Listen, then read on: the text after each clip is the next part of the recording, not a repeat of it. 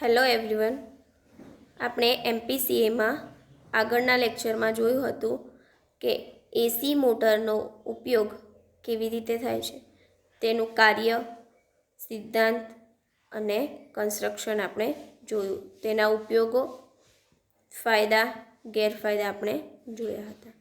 હવે આજના લેક્ચરમાં આપણે ડિસ્કસ કરીશું સ્ટેપર મોટર એટલે શું. તો સ્ટેપર મોટરમાં તેનું રોટર જે હોય છે તે સતત ગોળ ગોળ ફરતું નથી.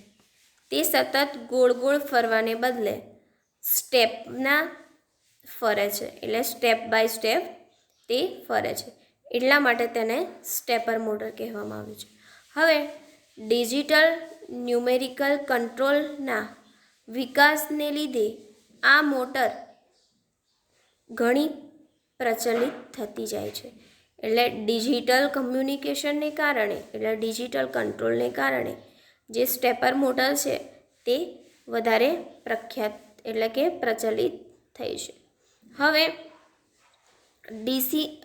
સ્ટેપર મોટર તેના બે પ્રકારો છે.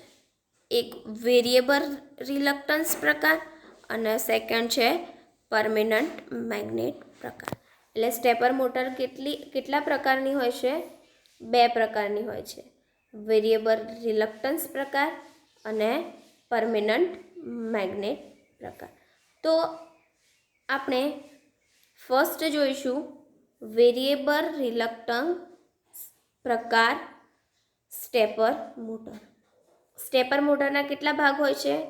બે ભાગ હોય છે, વેરિયેબલ રિલક્ટન્સ પ્રકારની સ્ટેપર મોટર અને પરમેનન્ટ મેગ્નેટ પ્રકારની સ્ટેપર મોટર. આપણે જોઈએ વેરિયેબલ રિલક્ટન્સ પ્રકારની સ્ટેપર મોટર કેવી રીતે કાર્ય કરે છે, તેની રચના શું છે.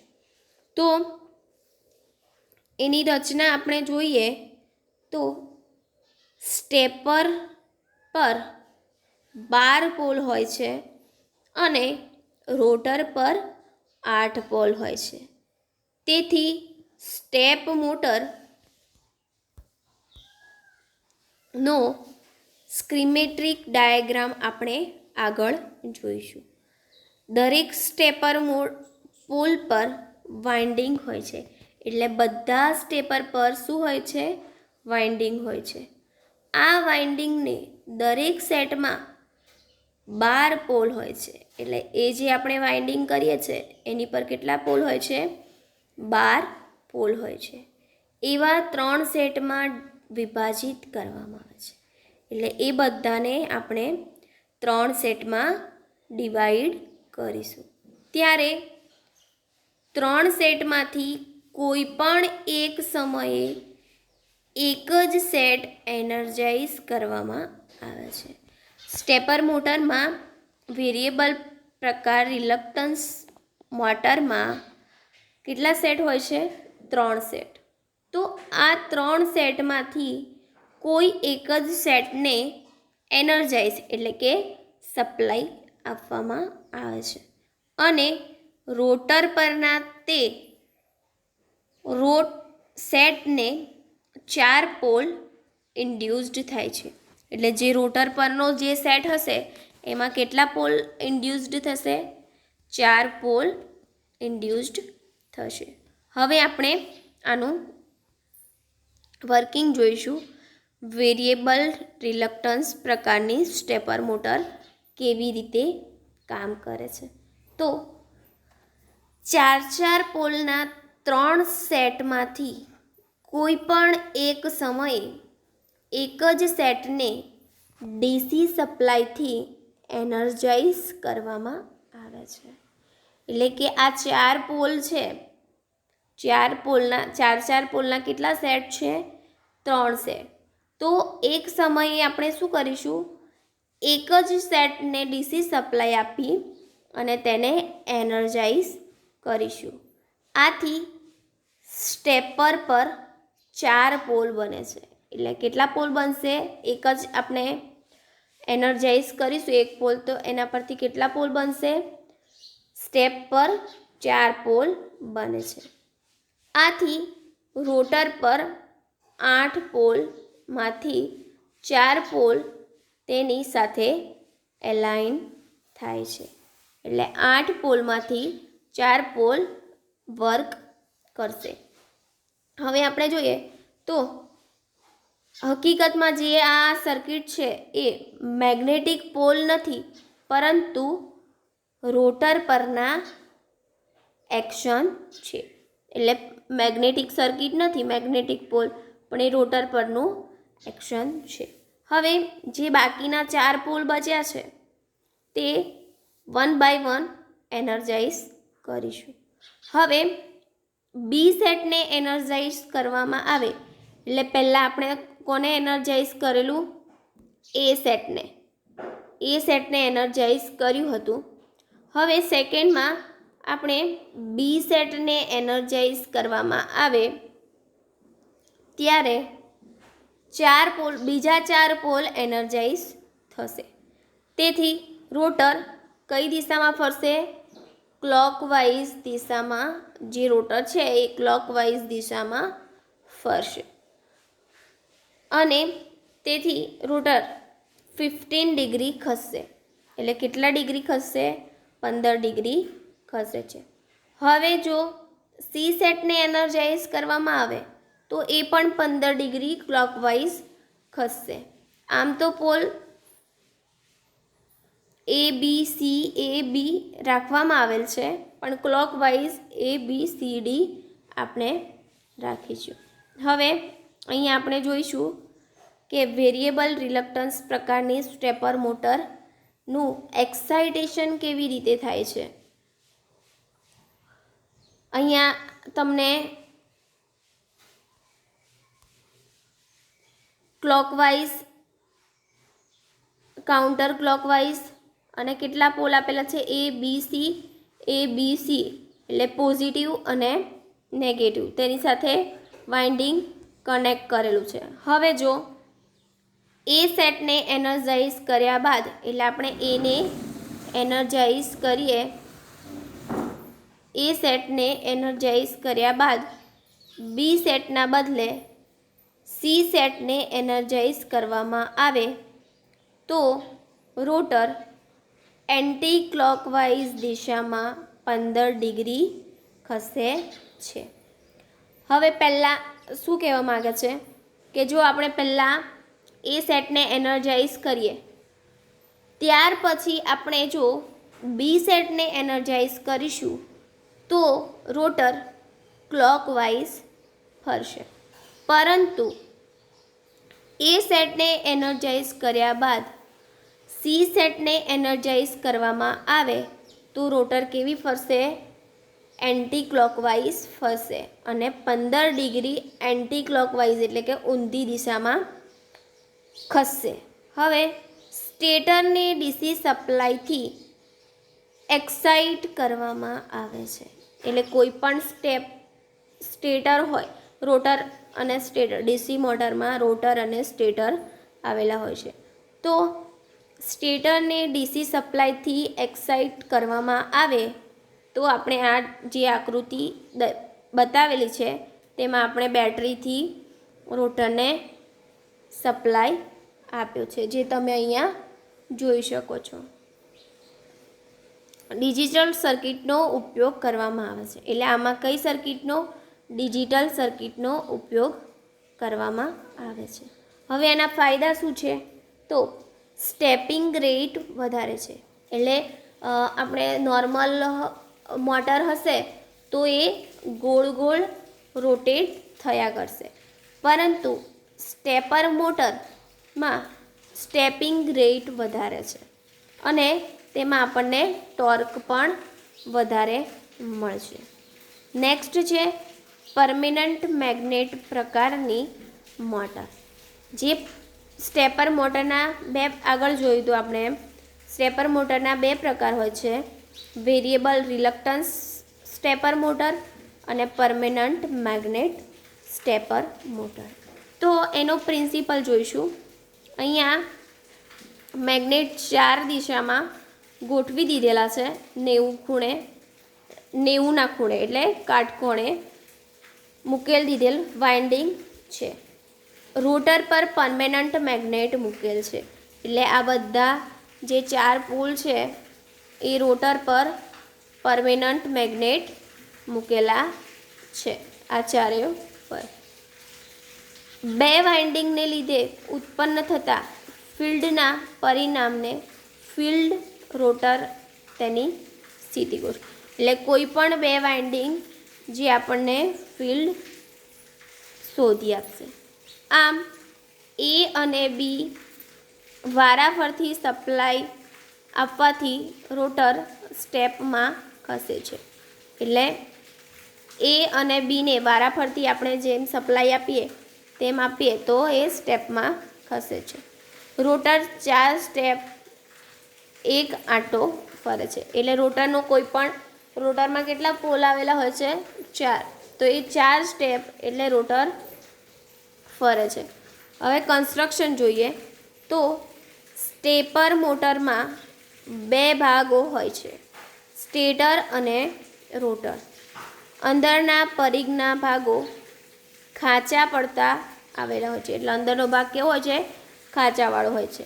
આ વાઇન્ડિંગને 2 ફેઝ માટે અને દરેક ફેઝમાં 4 પોલ માટે વીંટાળવામાં આવેલ છે, માટે કુલ 8 પોલ હોય છે. એટલે આ પરમેનન્ટ મેગ્નેટમાં કેટલા પોલ હોય છે? 8 પોલ હોય છે. રોટરમાં એક સરખી 2 ડિસ્ક હોય છે, તેના પર 10 દાંતા પાડવામાં આવે છે, એટલે રોટર પર એક સરખી કેટલી ડિસ્ક હોય છે? 10 ડિસ્ક હોય છે. 2 ડિસ્ક હોય છે, તેના પર કેટલા આંટા વાળવામાં આવે છે? 10 આંટા વાળવામાં આવે છે. આ બંને ડિસ્કને નળાકાર પરમેનન્ટ મેગ્નેટ વડે અલગ રાખવામાં આવે છે. એટલે એ બે મેગ્નેટને કેવી રીતે અલગ રાખવામાં આવે છે? આ મેગ્નેટને એક્સિયલી મેગ્નેટાઇઝ કરવામાં આવે છે. એક છેડો નોર્થ પોલ અને બીજો છેડો સાઉથ પોલ. આથી એક રોટર એક્શન નોર્થ બને છે અને બીજો રોટર એક્શન સાઉથ બને છે, જે તમે અહીંયા ફિગરમાં જોઈ શકો છો. એક પરમેનન્ટ મેગ્નેટનો યુઝ કરેલો છે, એક નોર્થ પોલ અને એક સાઉથ પોલ એ રીતે ગોઠવેલા છે. હવે આપણે એનું વધારે કન્સ્ટ્રક્શન જોઈશું. સ્ટેપર મોટરની રચના કેવી હોય છે?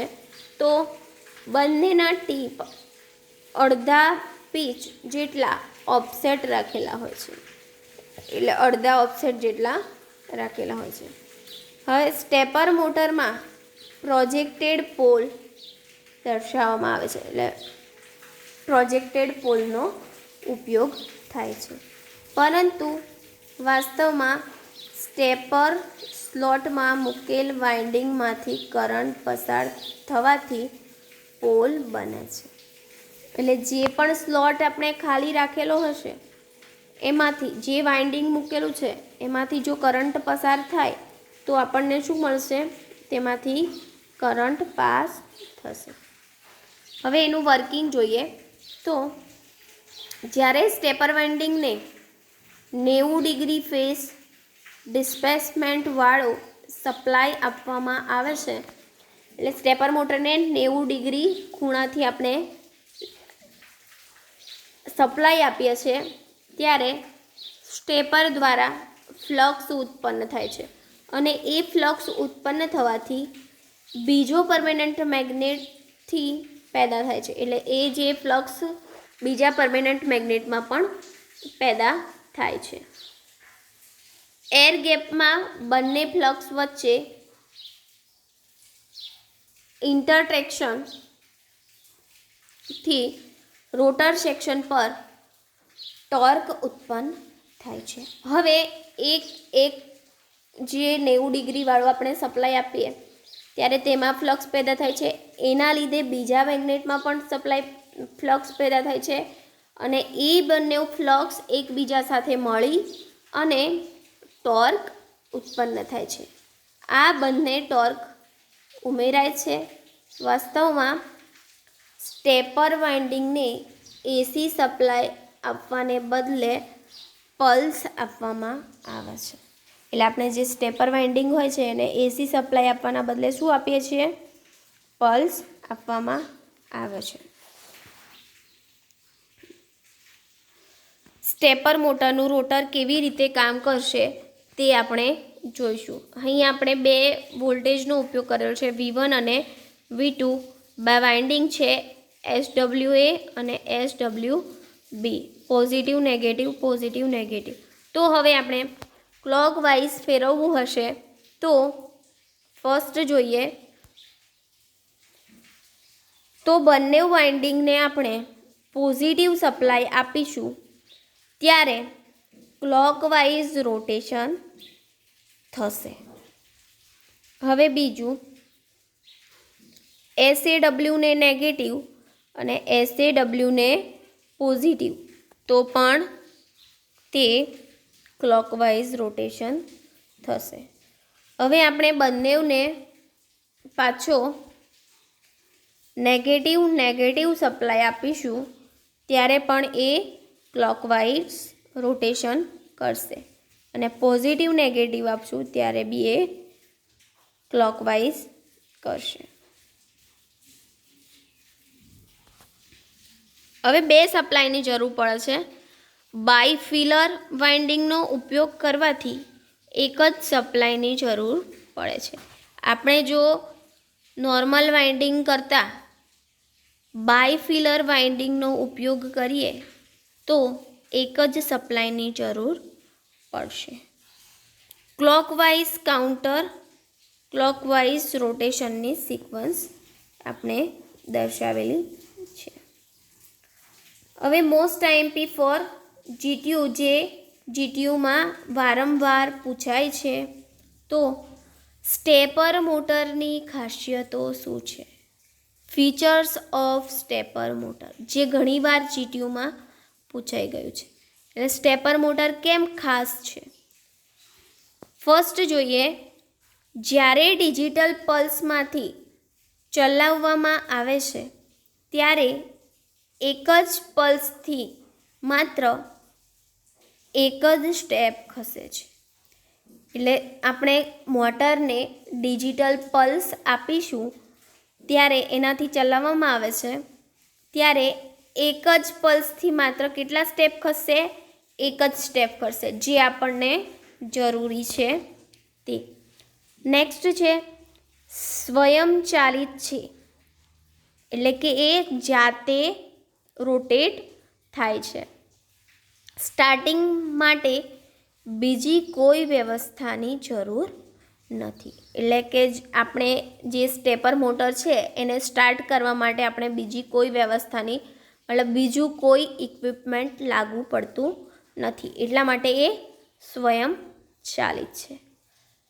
તેનો જડત્વ ઓછો છે, એટલે કે એનો ઇનર્શિયા ઓછો છે, જેથી શરૂ થવાનો અને બંધ થવાનો રિસર્ચ ટાઈમ ઘણો ઓછો લાગે છે. એટલે એ જે મોટર છે એને ચાલુ થવા માટે અને બંધ થવા માટે ઘણો ઓછો સમય લાગે છે. સામાન્ય મોટરમાં સ્ટાર્ટિંગ કરંટ રનિંગ કરંટ કરતાં વધારે હોય છે. એટલે કે જે નોર્મલ મોટર હોય છે એમાં સ્ટાર્ટિંગ કરંટ રનિંગ કરંટ કરતાં કેવો હોય છે? વધારે હોય છે. પરંતુ આ મોટરમાં બંને કરંટની કિંમત સરખી હોય છે. એટલે ડીસી મોટર, એસી મોટર વગેરે જેવી મોટર છે એમાં સ્ટાર્ટિંગ કરંટ રનિંગ કરતાં વધારે હોય છે, જ્યારે આમાં સ્ટેપર મોટરમાં બંનેના જે કરંટ હોય છે એની કિંમત કેવી હોય છે? સરખી હોય છે. ફરવાની દિશા ફરવાની દિશા ઉલટાવી શકાય છે. એટલે નોર્મલ મોટર હશે એ ઓનલી ક્લોકવાઇઝ ડિરેક્શનમાં ફરશે, જ્યારે સ્ટેપર મોટર હોય તો એ બંને દિશામાં ક્લોકવાઇઝ અને એન્ટી ક્લોકવાઇઝ બંને દિશામાં ફરી શકશે. નેક્સ્ટ, તેથી ફરવાની ઝડપ ઓછી છે અને ગિયર ટ્રેનની જરૂર પડતી નથી. ફરવાની ઝડપ કેવી છે? ઓછી છે, માટે ગિયર ટ્રેનની જરૂર પડતી નથી.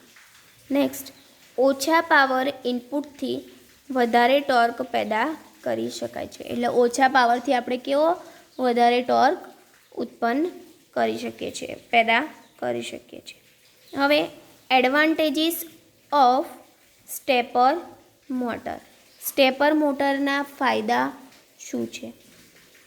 આમાં ફર્સ્ટ છે, ઓછો સ્ટાર્ટિંગ કરંટ જોઈએ છે. બધી મોટર કરતાં કેવો ઓછો સ્ટાર્ટિંગ ટોર્ક જોઈએ છે. નેક્સ્ટ, ઓછી સ્પીડ હોવાને કારણે ગૂંચવાડા ભરેલ ગિયર ટ્રેનની જરૂર પડતી નથી. એટલે આની સ્પીડ કેવી છે? ઓછી છે, માટે ગિયર ટ્રેનની જરૂર પડતી નથી. એરર ઉમેરાય કરે છે તે પ્રકારની નથી. એટલે કોઈ પણ પ્રકારની એરર ઉમેરાતી નથી. વધારે પ્રવેગને કારણે જલ્દી ચાલુ થાય છે. એટલે એનો પ્રવેગ કેવો છે? એસેલરેશન વધારે છે, માટે જલ્દીથી ચાલુ થાય છે અને જલ્દી બંધ પણ થઈ જાય છે. માટે ફ્રિક્શન બ્રેક કે ક્લચની જરૂર પડતી નથી. એટલે સ્ટેપર મોટરમાં ફ્રિક્શન બ્રેક અથવા તો ક્લચની જરૂર પડતી નથી. સર્વો મોટરની જેમ હન્ટિંગ કે અસ્થિરતા થતી નથી. એટલે સર્વો મોટરમાં હન્ટિંગ અને ઇનસ્ટેબિલિટી ઉત્પન્ન થાય છે એવું થતું નથી ગિયર ટ્રેન આપણે સ્ટેપર મોટરમાં.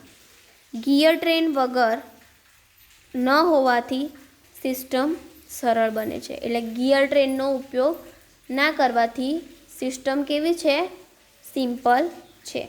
સ્ટેપર મોટરના ઉપયોગો જણાવીએ તો એ પણ મોસ્ટ આઈએમપી છે, જે જીટીયુમાં વારંવાર પૂછાય છે. ફર્સ્ટ જોઈએ એનો ઉપયોગ, દૂરના દર્શન માટે વપરાય છે. રિમોટ ઇન્ડિકેશન માટે, એટલે કે દૂરનું આપણે ચેન્જ કરવું હોય તો આપણે સ્ટેપર મોટરનો ઉપયોગ કરીશું. ન્યુમેરિકલી કંટ્રોલ્ડ મશીનને ચલાવવા માટે તેનો ઉપયોગ થાય છે. એટલે ન્યુમેરિકલી કંટ્રોલ એટલે કેલ્ક્યુલેશનમાં કોઈ કંટ્રોલ કરવો હોય તો સ્ટેપર મોટરનો ઉપયોગ થાય છે. લાઇન પ્રિન્ટરમાં લાઇન સ્પેસિંગના કંટ્રોલ માટે વપરાય છે. પ્રિન્ટરમાં પણ સ્ટેપર મોટરનો ઉપયોગ થાય છે. કમ્યુટેટરમાં પેપર પંચ ટાઈપને ચલાવવા માટે સ્ટેપર મોટરનો ઉપયોગ થાય છે. ચાર્ટ રેકોર્ડરના પેપર ફિલ્ડ ડ્રાઈવમાં વપરાય છે. એટલે ચાર્ટ પેપરનો રેકોર્ડ હોય તેમાં પણ સ્ટેપર મોટરનો ઉપયોગ થાય છે. ઇલેક્ટ્રોનિક સ્વીપ જનરેટમાં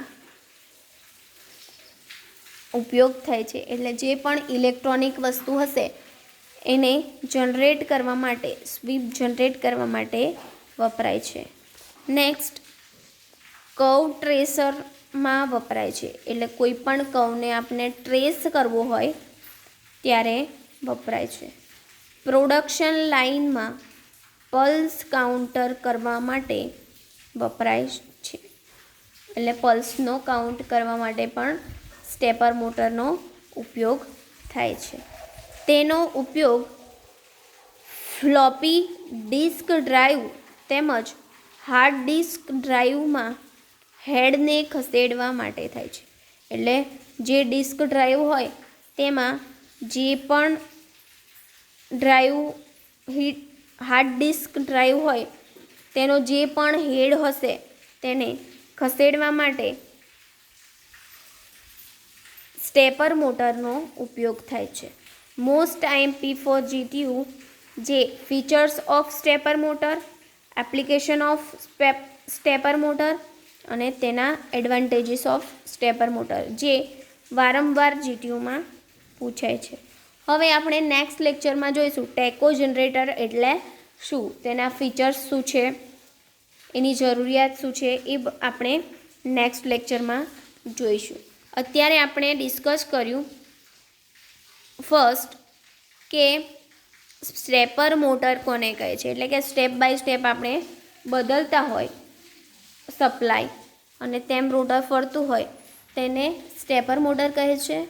તેના બે પ્રકાર છે, વેરિયેબલ રિલક્ટન્સ પ્રકાર અને પરમેનન્ટ પ્રકાર. તે આપણે આજે ડિસ્કસ કર્યું અને નેક્સ્ટ જોયું આપણે તેના એડવાન્ટેજીસ, એપ્લિકેશન અને તેના ફીચર્સ, જે તમને સમજમાં આવ્યું હશે. હું આશા રાખીશ કે તમને આ વિડીયોમાં સારી રીતે સમજ પડી હશે. Thank you.